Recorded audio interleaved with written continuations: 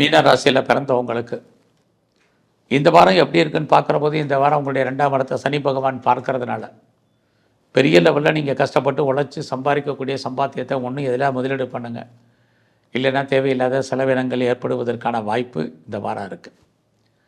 இந்த வாரத்தில் நீங்கள் பெரிய லெவலில் பிஸ்னஸ் பண்ணிகிட்ருக்கீங்க அப்படிங்கிறவங்க பிஸ்னஸ் மாறாக இருக்கும். ஒருவேளை நீங்கள் ஏதாவது கூட்டு சேர்ந்து பார்ட்னர்ஷிப்போடு பிஸ்னஸ் பண்ணிங்கன்னா பார்ட்னர் உங்களை விட்டு பிரிஞ்சு போவார் அல்லது பார்ட்னருக்காக நீங்கள் உழைக்க வேண்டிய வாரமாக இது இருக்குது. இந்த வாரத்தில் நீங்கள் ஃபர்தராக ஏதாவது ரிசர்ச் பண்ணிங்க, பிஹெச்டி பண்ணிங்கன்னா நல்லாயிருக்கும். அதுபோல் நீங்கள் ஏதாவது கிரீன் கார்டுக்கோ சிட்டிசன்ஷிப்புக்கு அப்ளை பண்ணியிருக்கேன், பிஆருக்கு அப்ளை பண்ணியிருக்கவங்களுக்கு அது வரும். குறிப்பாக உங்களுடைய வெளிநாட்டு தொடர்புகள் சாதகமாக இருக்கும். வெளிநாட்டிலேருந்து எதிர்பார்க்கக்கூடிய செய்திகள் நன்மையாகவே வரும். இது எல்லாமே பாசிபிலிட்டிஸ் உங்களுக்கு இருக்குது. பட் இந்த வாரத்தை பொறுத்த வரைக்கும் உங்களுடைய உடல் ஆரோக்கியம் சுமாராக இருக்குது. உடம்புல நோய் எதிர்ப்பு சக்தி குறைவு. நீங்கள் ஏதாவது உற்பத்தி சார்ந்த துறைகளில் இருந்தீங்கன்னா உங்களுடைய ப்ரொடக்ஷனுக்கு தகுந்த சேல்ஸ் இருக்கிற மாதிரி ஒரு தோற்றம் வருமானம் இல்லை. உற்பத்தி சார்ந்தது மட்டுமல்ல, மேனுஃபேக்சரிங் லைனில் இருக்கிறவங்களுக்கு அதுதான்.